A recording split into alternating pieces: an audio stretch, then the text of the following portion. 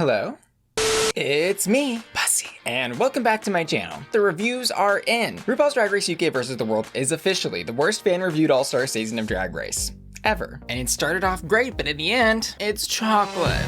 And it's also one of the worst fan-reviewed seasons across the entire RuPaul's Drag Race cinematic universe, beating only Down Under and the Holland seasons, which, let's be honest, wasn't hard to do. On the bright side though, it is the best fan-reviewed international all-star season, being the only one in that category, of course. And the culprit of this season's sour second half is, I think, pretty obvious. It was the top 2 lip-sync elimination format on the main stage, with the lipstick tube. So in light of this momentous occasion, we'll be taking a brief journey through the history of All-Stars lip-sync elimination formats, dissecting their problems, and ultimately deciding on if we should completely abolish the lip-sync for your legacy. We've got a lot to cover today, but first, I'm here to make one thing clear. Compromising your personal style when choosing a phone case is a rat.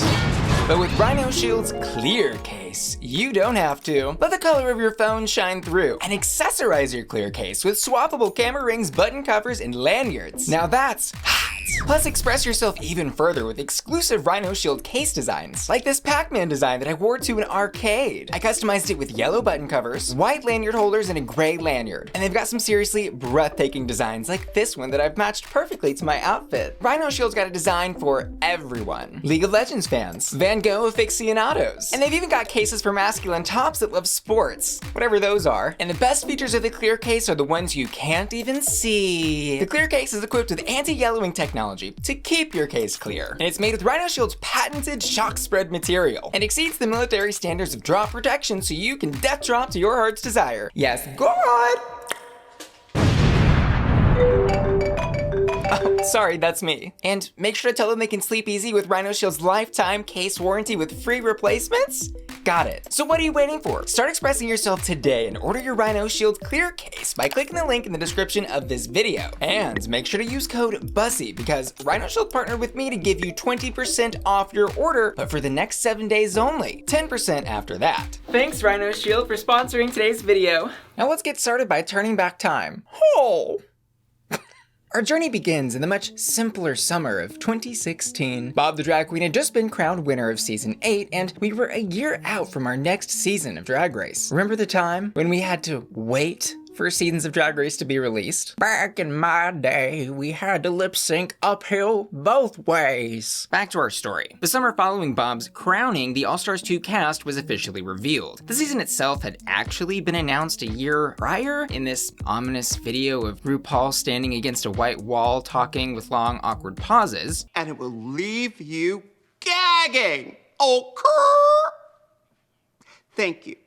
But like, whatever. It had been 4 years since the last All-Star season, and we were hungry for something new. And finally, All-Stars 2 was upon us. But with it came another more sinister twist. The queens, for the first time ever, would be calling the shots in a lip-sync for your legacy elimination format, where the top 2 queens lip-synced each week to win a cash tip of $10,000 and the ability to decide who of the bottom queens goes home. And generally speaking, I think this season and its twists were well received, both at the time and in retrospect. In fact, All-Stars 2 currently sits on IMDB as the best fan-reviewed season of Drag Race across all franchises. And that's not to say this season was without its shocking eliminations, but despite losing fan favorite after fan favorite every single week, fans were still happy in the end because there was a frontrunner who was ultimately crowned. And a little bit of drama and controversy introduced in this manner was exactly what I think the franchise needed. The format was so successful they decided to reuse it in All-Star Season 3 and 4, where it ultimately went sour. Really sour. Bendela and Manila's eliminations each marked the respective flatline of their season's ratings on IMDb. And to be clear, I want to point out that these queens going home was not necessarily the only reason that these seasons flopped in the end. The jury of their peers and double crowning twists were also to blame. However, it was apparent in both of these seasons that this elimination style specifically prevented a frontrunner of each of those seasons from making it to the finale. And this same bigger problem was rediscovered, shocker, in UK vs. the World, except exponentially even worse because it didn't just prevent one frontrunner from reaching the end, but it prevented 3. Every frontrunner with 2 top 2 placements was successively eliminated in the episodes leading up to the finale. And this, from a viewer perspective, just felt unfair. And this concept of fairness when evaluating RuPaul's Drag Race is a little bit complicated because ultimately the show is a reality TV competition. But the show is sold as the Olympics of Drag. And if I'm being told that I'm watching the Olympics of Drag, I want to see a rightful winner. Imagine if, for example, Simone Biles was sent home from the Olympics mid-routine because her competition didn't like what she was doing. And more than this lip-sync elimination format not being fair to the queens, other problems for the producers and queens began to boil up in the background. Under this format, each episode's edit must focus on 2 winning queens instead of just 1, and why each of those 2 queens would make whatever decision they're going to make about who they're going to eliminate, which in the grand storytelling scheme of a season may overemphasize top-performing contestants that eventually go home or don't win, which is why I'd argue the entire second half of UK versus the World felt so empty. We as audience members all of a sudden found our season's protagonists gone and rooting for what essentially were background characters in the first half of the season. And concerning our queens, there are also real-life problems created with this elimination lip-sync format. Queens have to make the choice to burn a potential bridge with someone they consider a friend or business partner. Plus, regardless of which decision they make, they probably are still going to get hate from the fans of the queens that they send home, even if the elimination result would have been the same regardless of which queen won the lip-sync. Most people remember that Naomi sent home Manila on All Stars 4, but how many people actually remember that Monet would have made the same decision? Manila leaving the competition in that instance was inevitable, yet Naomi bears the entire weight of that elimination. So it was these problems both with production and the real lives of the queens that I thought led production to the natural evolution of this format, which they introduced in All Stars 5 and 6 as the lip-sync assassin elimination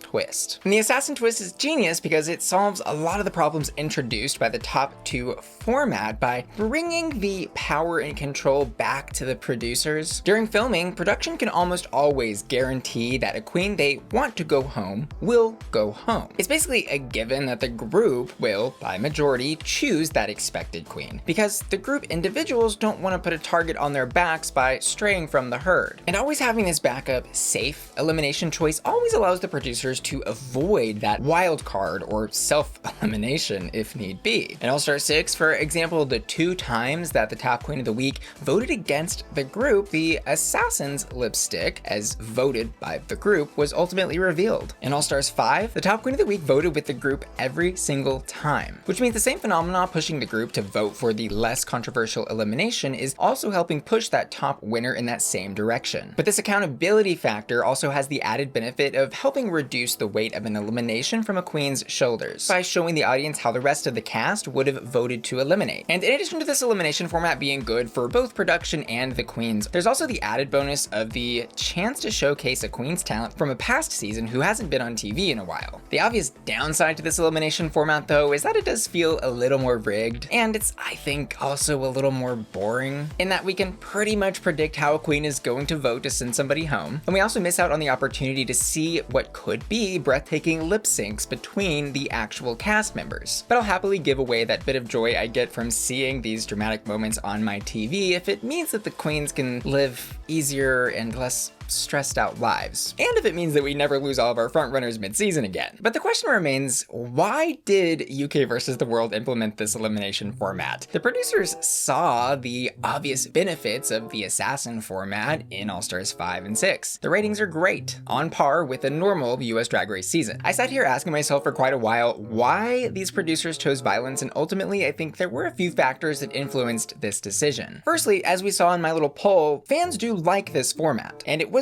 very well received in All Stars 2, and as I mentioned earlier, this format wasn't the sole reason for the downfall in ratings of All Stars 3 and 4. There were other twists at play. So I think that the producers saw an opportunity to reuse this format in a new way without overcomplicating it with unnecessary twists, potentially bringing back the glory of All Stars 2. I also think it was a pretty easy decision for them to make, considering that there is no prize money on this show. The assassin elimination format really only works when the top queen of the week week has a reason to lip sync. There's gotta be a prize at the end of the road, and a second gold repeater badge of the week simply wouldn't do it. Plus, on this apparently cash-strapped season, the expense of compensating all those assassins wouldn't have been realistic. But I don't think they factored in that the queens participating in the UK versus the world season ultimately know that the drag market is very, very saturated right now. And winning a title in this oversaturated market is kind of that one thing that can truly set them apart. And to answer the question that we asked at the beginning of this video, should we abolish lip sync for your legacy formats? I would say no in both cases, with a little asterisk. I don't think that the top 2 elimination format should be used on super short seasons ever again. There was just no opportunity for this season to recover and for the remaining queens to establish themselves as the new frontrunners. And I also don't think that we should have seen this elimination format on a season with no prize money, because that is something that I think can help sell cutthroat decisions to an audience. In the assassin format, I really wouldn't change in any way. I like it as is. But even better than keeping the lip sync assassin format for potential future all-star seasons, I would actually love to see the bottom 2 all-stars of each week lip sync for their lives. It's so rare that we get to see